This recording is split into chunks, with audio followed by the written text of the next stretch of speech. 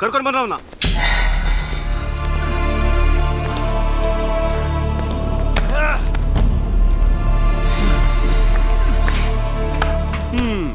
ಹೇಗಿದೆ ಈಗ? ಪ್ರೀತಿ ಅಂತ ಸಾಯ್ತಿಯಲ್ಲ, ನನಗೆ ಇಷ್ಟ ಆಗದಿದ್ರು ಬಂದು ಕಾಟ ಕೊಡ್ತಾನೆ ಅಂತ ಆ ಹುಡುಗಿನ ಕಂಪ್ಲೇಂಟ್ ಕೊಟ್ಟಿದ್ದಾಳೆ.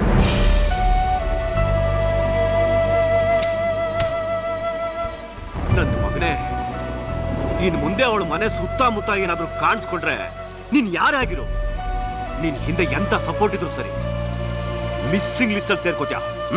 ಹೋಗ್ತಾ ಇರು.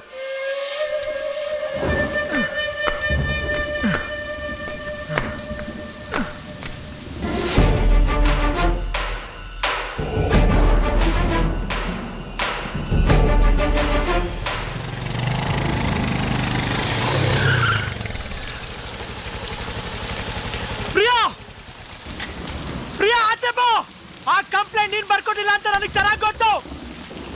ಇದನ್ನೆಲ್ಲ ನಮ್ಮಿಬ್ಬರನ್ನ ದೂರ ಮಾಡಕ್ ಮಾಡಿರೋ ಪ್ಲಾನು. ನನಗೆ ನಿನ್ ಮೇಲೆ ನಂಬಿಕೆ ಇದೆ. ನೀನ್ ಆಚೆ ಬಾ ಪ್ರಿಯಾ, ನಾನು ಹಾಕಾಡ್ಕೊಂಡಿದ್ದೀನಿ.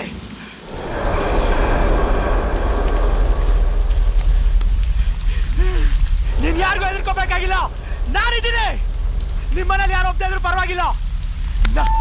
ನಮ್ಮ ಪ್ರೀತಿನ ನಮ್ಮ ತಂದೆ ತಾಯಿ ಒಪ್ಕೊಂಡಿದ್ದಾರೆ. ನೀನ್ ಧೈರ್ಯವಾಗಿ ಆಚೆ ಬರ್ಬೋದು. ನೀನ್ ಹೊರಗಡೆ ಬರ್ತೀಯಾ ಇಲ್ಲ ನಾನೇ ಹೋಗಿ ಬರ್ಲ? ಪ್ರಿಯಾ, ಅಯ್ಯಯ್ಯ, ಯಾರಯ್ಯ ಅದು ಮಧ್ಯರಾತ್ರಿಲಿ? ಯಾಕಯ್ಯ ಸುಮ್ಮನೆ ಕೂಕತ್ತೀಯ? ಅವ್ರು ನಿನ್ನೆನೆ ಮನೆ ಖಾಲಿ ಮಾಡ್ಕೊಂಡು ಹೋದ್ರು.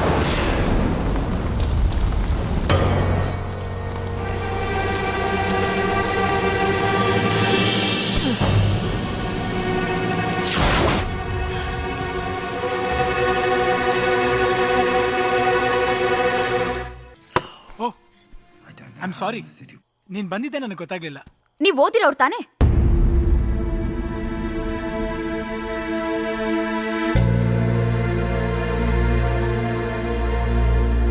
ಏಕೆ ಡೌಟಾ? ಸರ್ಟಿಫಿಕೇಟ್ ತೋರಿಸ್ಬೇಕಾ? ಅಲ್ರಿ, ಓದಿದ್ದೀರಾ, ಎಲ್ಲಾನು ತಿಳ್ಕೊಂಡಿರೋರ್ ತರ ಕಾಣ್ತೀರಾ. ಮದ್ವೆ ಆಗಕ್ ಮುಂಚೆ ಹುಡುಗಿನ ನಿನಗೆ ಒಪ್ಪಿಗೆ ಇದೆಯೋ ಇಲ್ವೋ ಅಂತ ಒಂದು ಮಾತು ಕೇಳಬೇಕು ಅನ್ಸ್ಲಿಲ್ವಾ? ನೀನು ಒಪ್ಕೊಂಡಿದ್ಯಾ? ಅದಕ್ಕೆ ನನ್ನ ತಂದೆ ತಾಯಿ ನೀನು ಇಷ್ಟಪಟ್ಟಿದ್ದಾರೆ ಅನ್ಕೊಂಡು ನಾನು ಮದುವೆ ಆದೆ. ಅಂದ್ರೆ ನಿಮ್ಮ ತಂದೆ ತಾಯಿ ಇಷ್ಟಪಟ್ಟಿದ್ದಕ್ಕೆ ನೀವು ಮದುವೆ ಆದ್ರಿ ಅಲ್ಲ? ಅದು ನಿಮ್ಮ ಸ್ವಂತ ಜೀವನ, ಅದನ್ನ ಸೆಲೆಕ್ಟ್ ಮಾಡ್ಕೊಳ್ಳೋ ಸ್ವಾತಂತ್ರ್ಯ ನಿಮ್ದು ಅನ್ನೋ ಸಾಮಾನ್ಯ ಜ್ಞಾನನೂ ಇಲ್ವಾ ನಿಮ್ಗೆ? ಸರಿ, ನನಗಿರ್ಲಿಲ್ಲ. ನೀನಾದ್ರೂ ಬಂದು ನನ್ನ ಹತ್ರ ಮಾತಾಡಿ ನನಗೆ ಈ ಮದುವೆ ಇಷ್ಟ ಇಲ್ಲ ಅಂತ ಹೇಳ್ಬೋದಾಗಿತ್ತಲ್ಲ. ನನ್ನ ಅಭಿಪ್ರಾಯನ ಕೇಳೋ ಸಹನೆ ಆಗ್ಲಿ, ಹೇಳೋ ಅವಕಾಶನಾಗ್ಲಿ ಯಾರು ಕೊಡ್ಲಿಲ್ಲ. ಬಲವಂತದಿಂದ ಈ ಮದುವೆ ಮಾಡಿಸಿದ್ರು. ಒಂದು ಹುಡುಗಿ ತನ್ನ ಮನಸ್ಸಿನಲ್ಲಿ ಇರೋದನ್ನೆಲ್ಲ ಹೇಳ್ಕೊಳ್ಳೋಕೆ ಹಂಚ್ಕೊಳ್ಳೋಕೆ ತಾಯಿ ಇರ್ಬೇಕು. ನನಗೆ ಅವರೇ ಇಲ್ಲ. ತಂದೆಗೆ ನನ್ನ ಪ್ರೀತಿ ಅರ್ಥ ಆಗ್ಲಿಲ್ಲ. ನೋಡಿ, ನೀವು ನನ್ನ ಕುತ್ತಿಗೆಗೆ ತಾಳಿ ಕಟ್ಟಿರ್ಬೋದು, ಆದ್ರೆ ನಾನು ಇಷ್ಟಪಟ್ಟಿರೋದು, ನನ್ನ ಮನಸ್ಸಿನಲ್ಲಿ ಗಂಡನ ಸ್ಥಾನದಲ್ಲಿ ಕೂತಿರೋದು ನನ್ನ ಹೇಮಂತೆ. ನಾನು ಬಾಳೋದು ಅವನ ಜೊತೆಲೆ. ಇವತ್ತು ನಮ್ಮ ತಂದೆ ನಮ್ಮಿಬ್ಬರನ್ನ ಬೇರೆ ಮಾಡಿರ್ಬೋದು, ಆದ್ರೆ ನಮ್ಮ ಪ್ರೀತಿನ ಬೇರೆ ಮಾಡೋಕ್ ಸಾಧ್ಯನೇ ಇಲ್ಲ. ನನಗೆ ನಮ್ಮ ಪ್ರೀತಿ ಮೇಲೆ ನಂಬಿಕೆ ಇದೆ. ಇವತ್ತಲ್ಲ ನಾಳೆ ಅವ್ನು ಬಂದೇ ಬರ್ತಾನೆ, ನನ್ನ ಕರ್ಕೊಂಡು ಹೋಗೇ ಹೋಗ್ತಾನೆ. ಹಾಗಾದ್ರೆ ಈ ಮದುವೆ ನನ್ನ ದೃಷ್ಟಿಲಿ ನಮ್ಮ ತಂದೆಯಿಂದ ನನಗೆ ಸಿಕ್ಕಿರೋ ಸ್ವಾತಂತ್ರ್ಯ.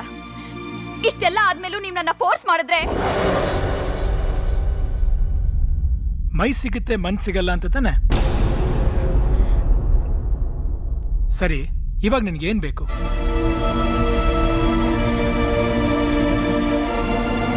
ಡೈವೋರ್ಸ್.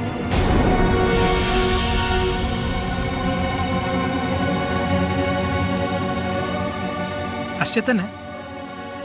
ಸರಿ, ತುಂಬ ಸುಸ್ತಾಗಿದೆಯಾ? ಮಲ್ಕೋ, ಬೆಳಿಗ್ಗೆ ಮಾತಾಡೋಣ.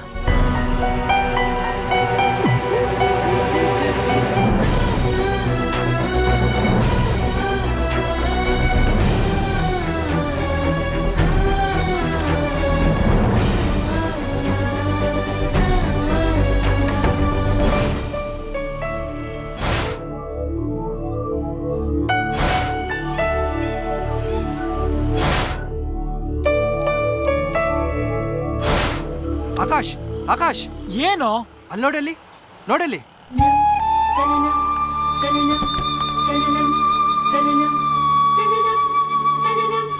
Hey, hey, hey, hey.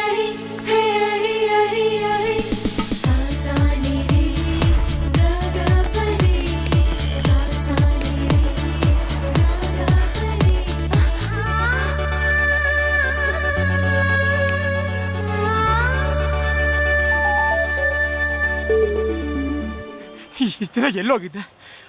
6 ತಿಂಗಳಿಂದ ಹುಡುಕ್ತಿದ್ದೀನಿ ಗೊತ್ತಾ? ನೋಡು, ಪ್ರೀತಿ ಅಂದಮೇಲೆ ಅದಕ್ಕೆ ಕಲ್ಲು ಹಾಕೋರು, ಕಾಲು ಎಳೆಯೋರು ಎಲ್ಲ ಇರ್ತಾರೆ. ಅದಕ್ಕೆಲ್ಲ ನಾವು ಹೆದರ್ಕೋಬಾರ್ದು. ಓಕೆ, ನಾನಿದ್ದೀನಿ, ಬಾ.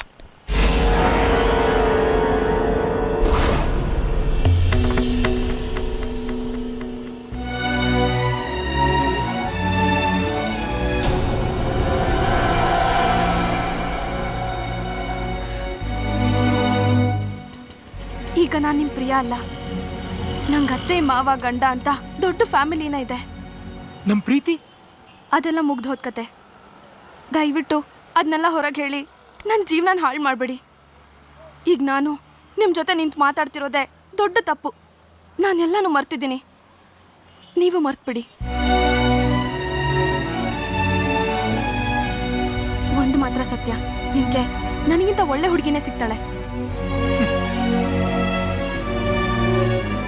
ಕೈ ಕೊಟ್ಟ ಮೇಲೆ ಎಲ್ಲ ಹುಡುಗಿರು ಹೇಳೋ ಮಾತೇ ಇದು. ಆಕಾಶ್, ಅದು ನೀನೇನು ಹೇಳ್ಬೇಡ. ಪ್ರೀತಿಸಿದ ಮೇಲೆ ಅದನ್ನ ಗೆಲ್ಲೋ ಛಲನೂ ಇರಬೇಕು. ಇಲ್ದಿದ್ರೆ ಪ್ರೀತಿ ಮಾಡೋದು ಅನುಭವಕ್ಕೆ, ಮದುವೆ ಆಗೋದು ಅದನ್ನ ಅನುಭವಿಸೋಕ್ಕೆ ಅಂತ ಎಲ್ಲರೂ ತಿಳ್ಕೊತಾರೆ. ಪ್ರೀತಿಗೆ ಬೆಲೆ ಇರಲ್ಲ. ಆಕಾಶ್ ಹಾಗ ಹೇಯ್,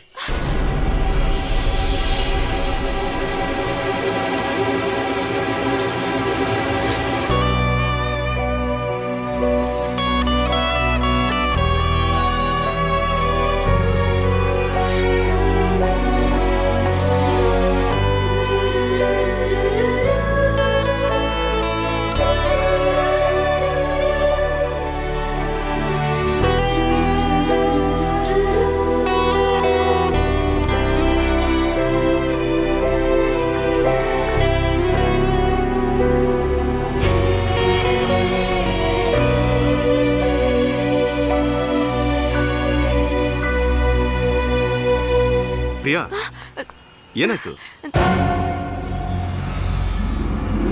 ಬಾ ಹೊರಡು.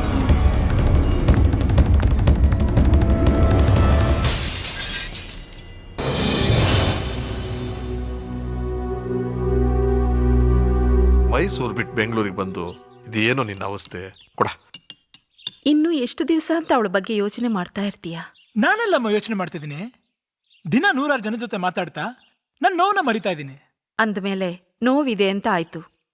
ಅದಕ್ಕೆ ಪರಿಹಾರ ಏನು ಅಂದ್ರೆ, ನಾವಿಬ್ಬರು ನೋಡಿರೋ ಹುಡುಗಿನ ನೀನು ಮದುವೆ ಆಗ್ಬೇಕು. ಅಮ್ಮ, ನಮ್ಗಿರೋದು ಒಂದೇ ಜೀವನ, ಪ್ರೀತಿನೂ ಒಂದೇ ಸಲ. ಪ್ರೀತಿಸಿದವ್ರನ್ನ ಮದುವೆ ಆದ್ರೆ ನಾವು ಸಂತೋಷವಾಗಿರ್ತೀವಿ. ಅದಾಗ್ಲಿಲ್ಲ ಅಂದ್ರೆ ನಮ್ ಪಾಲ್ಗದಿಲ್ಲ ಅಂತ ಸುಮ್ಮನಾಗ್ಬಿಡ್ಬೇಕು. ಅದೇ ನನ್ನ ಪಾಲಿಸಿ.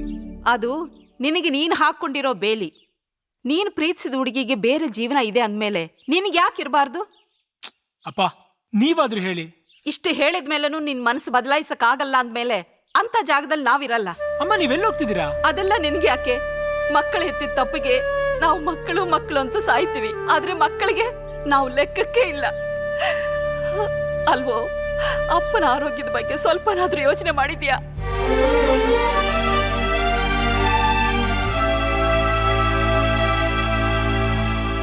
ನಾನ್ ಮದುವೆಗೆ ಒಪ್ಕೊಂಡ್ರೆ ನಿಮಗ್ ಸಂತೋಷನಾ? ಹೌದು ಕಣೋ. ಸರಿ, ಹಾಗಾದ್ರೆ ನಿಜವಾಗ್ಲು ಹುಡುಗಿ ತುಂಬಾ ಚೆನ್ನಾಗಿದ್ದಾಳೆ. ನೀನ್ ಒಳ್ಳೆ ಜೋಡಿ. ನಾನೇ ಸೆಲೆಕ್ಟ್ ಮಾಡಿದ್ದು. ನೀನ್ ಅವಳ ಮದುವೆ ಮಾಡ್ಕೊಂಡ್ರೆ ಜೀವನದಲ್ಲಿ ತುಂಬಾ ಸಂತೋಷವಾಗಿರ್ತೀಯ. ಬೇಕಂದ್ರೆ ಹುಡುಗಿ ಫೋಟೋ ನೋಡು. ಮೇಡಮ್, ಯಾಕೋ? ನಾನ್ ಪ್ರೀತಿಸಿದ ಹುಡುಗಿ ಬಗ್ಗೆ ಯಾವುದೇ ಪ್ರಶ್ನೆ ಕೇಳಿದೆ ನಮ್ಮ ಮದುವೆಗೆ ಒಪ್ಕೊಂಡಿದ್ರಿ. ನಾನು ಅಷ್ಟೇ. ನಿಮ್ ಸಂತೋಷನೇ ನನ್ನ ಸಂತೋಷ. ಅಯ್ಯೋ ನನ್ ಕಂದ.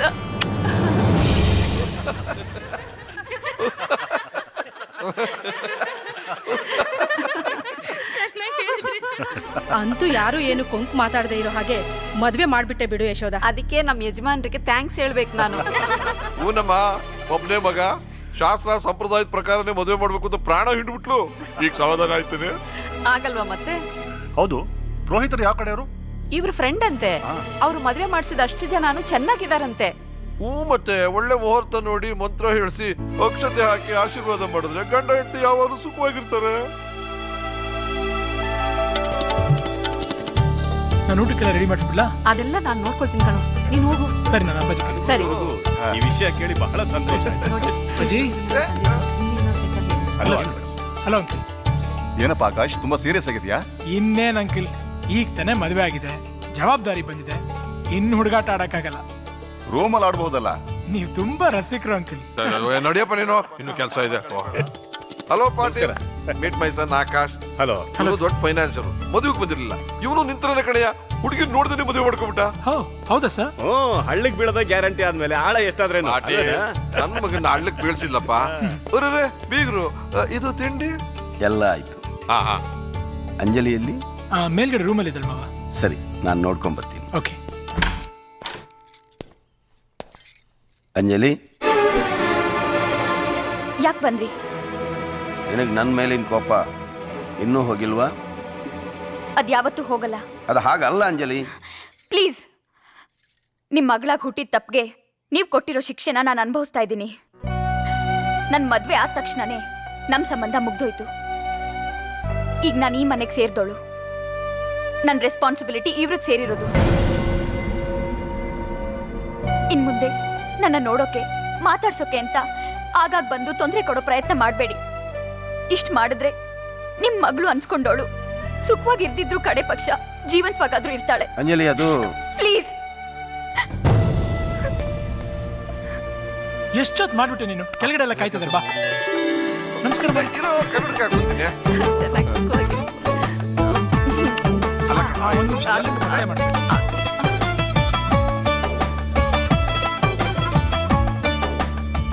ಏನೋ ಟ್ಯಾಬ್ಲೆಟ್ಸ್ ತಗೊಂಡ್ಯಾ? ನಿನಗೆ ಎಷ್ಟು ಹೇಳಿದ್ರು ಬುದ್ಧಿ ಬರಲ್ಲ ಕಣಯ್ಯ. No medicines keeps you healthy wise except happiness. ಅಲ್ಲೋಡು, ಇವರು ನಮ್ಮ ವಂಶದ ಹಿರಿತಲೆ. ಆಶೀರ್ವಾದ ತಗೋ. ನೀವ್ ಹೇಳಿದ್ಮೇಲೆ ಆಯ್ತು ಬಿಡಿ ತಾತ. ಆ ಸಂತೋಷನ ನೀವಿಬ್ರು ಯಾವಾಗ್ಲೂ ನೋಡ್ಬೇಕು ಅಂದ್ರೆ ನೀವ್ ಯಾಕೆ ನಿಮ್ ಮಗ ಸೊಸೆ ಜೊತೆ ಬೆಂಗಳೂರಿನಲ್ಲಿ ಹೋಗಿರಬಾರ್ದು? ಅಯ್ಯೋ ಬೆಂಗಳೂರಿನಲ್ಲಿ ನಾವಿಬ್ರು ಸಾಧ್ಯನೇ ಇಲ್ಲಪ್ಪ. ನಮ್ಗೇನಿದ್ರು ಮೈಸೂರೇ. ಜೊತೆಗೆ ಹೊಸದಾಗಿ ಮದುವೆ ಆಗಿದ್ದಾರೆ, ಅವರಿಬ್ರು ಮಧ್ಯೆ ನಮ್ದೇನೋ ಕರಡಿತಾರೆ ಕೆಲಸ. ನಿಮ್ ಇಷ್ಟ. Hi doctor uncle. ಹಲೋ, ಏನ್ ಆಕಾಶ್, ಹನಿಮೂನ್ ಎಲ್ಲಿ ಪ್ಲಾನ್ ಮಾಡಿದ್ಯಾ? ಅಂದಾಗೆ ಫ್ಯಾಮಿಲಿ ಪ್ಲಾನಿಂಗ್ ಏನಾದ್ರು? ಫ್ಯಾಮಿಲಿ ಪ್ಲಾನಿಂಗ? ಚಚಾ, ವರ್ಷಕ್ಕೊಂದು ಅಂತ ಲೆಕ್ಕ ಹಾಕಿ 12 ಮಕ್ಳಿರ್ಬೇಕು. ಏನು, 1 ಡಜನ್? ಇಂಡಿಯನ್ ಕ್ರಿಕೆಟ್ ಟೀಮ್ ಒಂದು 10 ವರ್ಷದಲ್ಲಿ ರಿಟೈರ್ ಆಗ್ಬಿಡುತ್ತೆ. ಆಮೇಲೆ ಇಡೀ ಟೀಮ್ ಕರ್ನಾಟಕದ್ದೇ. ಸೂಪರ್ ಪ್ಲಾನಿಂಗ್ ಕಣಯ್ಯ. ಅವಳಿಗೆ ಸ್ವಲ್ಪ ನಾಚಿಕೆ. ಮಂಗಳಾರತಿ ಮಾಡೋಣವೇ? ಮಾಡಿ. ನಿಮ್ ಸೊಸೆ ಅಲ್ರಮ್ಮ? ಅಂಜಲಿ ಮೇಲ್ ರೂಮಲ್ಲಿ ಇರ್ಬೇಕು, ಕರ್ಕೊಂಡ್ಬರ್ತೀನಿ. ಬೇಗ ಕರ್ಕೊಂಬರ. ಇಲ್ಲೇನ್ ಮಾಡ್ತಿದ್ಯಾ? ಕೆಳಗೆ ಎಲ್ಲರೂ ಮಂಗಳಾರತಿ ಕಾಯ್ತಿದ್ದಾರೆ, ಬಾ. Hello, excuse me. ರಾತ್ರಿ ನಾನು ಹೇಳಿದ್ದೇನು, ನೀವು ಮಾಡ್ತಿರೋದೇನು? ನಾನೇನೋ ನಿಮ್ಮನ್ನು ತುಂಬಾ ಇಷ್ಟಪಡ್ತಿರೋ ಥರ ಎಲ್ಲರ ಮುಂದೆನೂ ನಡ್ಕೋತಾ ಇದ್ದೀರಲ್ಲ. ನನಗಿದೆಲ್ಲ ಇಷ್ಟ ಆಗಲ್ಲ. ಹಲೋ, ನನಗೂ ನಿನ್ ಜೊತೆ ಸಂಸಾರ ಮಾಡಬೇಕು ಅನ್ನೋ ಆಸೆ ಏನಿಲ್ಲ. ನಿನಗೆ ನೀನು ಡೈವರ್ಸ್ ಪಡ್ಕೋಬೇಕು ಅನ್ನೋ ಆತರ ಎಷ್ಟಿದೆಯೋ, ನನಗೂ ನಾನು ಇಷ್ಟಪಟ್ಟವನ್ನ ಕಾಪಾಡ್ಕೋಬೇಕು ಅನ್ನೋ ಆಸೆ ಅಷ್ಟೇ ಇದೆ. ಗೊತ್ತಿಲ್ಲದೆ ಒಂದು ಮಾತು ಕೇಳ್ತೀನಿ. ಮದುವೆ ಆಗಿ ಮೊದಲನೇ ರಾತ್ರಿನೇ ಡಿವೋರ್ಸ್ ಕೇಳೋಷ್ಟು ಧೈರ್ಯ ಇರೋ ನೀನು ಇಷ್ಟಪಟ್ಟದ ಹುಡುಗನ ಜೊತೆ ಓಡೋಬೋದಾಗಿತ್ತಲ್ಲ. ಇಷ್ಟೆಲ್ಲ ಯಾಕೆ? ಓಡ್ ಹೋಗಿದ್ರೆ ನಮ್ಮ ತಂದೆ ನಮ್ಮನ್ನು ಉಳಿಸ್ತಾರೆ ಅನ್ನೋ ನಂಬಿಕೆ ಇರಲಿಲ್ಲ. ಎಲ್ಲ ಪರಿಸ್ಥಿತಿ. ಅದೇ ಪರಿಸ್ಥಿತಿ ಇಲ್ಲೂ. ತಾವು ಇಷ್ಟಪಟ್ಟಿದ್ದ ಸೊಸೆ ಮೊದಲನೇ ದಿನನೇ ಡೈವರ್ಸ್ ಕೇಳಿದ್ಲು ಅಂತ ಗೊತ್ತಾದ್ರೆ ಅವ್ರಿಗೆಷ್ಟು ನೋವಾಗಲ್ಲ? ನಮ್ಮ ತಂದೆ ಅಂತೂ ಬದುಕ್ತಾನೆ ಇರಲಿಲ್ಲ. ಅದಕ್ಕೆ ನಾಟಕ ಇಲ್ಲ. ಮಗನಾಗಿ ಅವ್ರ ಆಸೆನ, ಮನುಷ್ಯನಾಗಿ ನಿನ್ನ ಆಸೆನ ನಾನು ಖಂಡಿತ ಈಡೇರಿಸ್ತೀನಿ. ಅದು ಬೆಂಗಳೂರಿಗೆ ಹೋದ್ಮೇಲೆ. ನಿನಗೊಂದು ವಿಷಯ ಗೊತ್ತಾ? ನಾನು ಪ್ರೀತಿಸಿದವನೇ.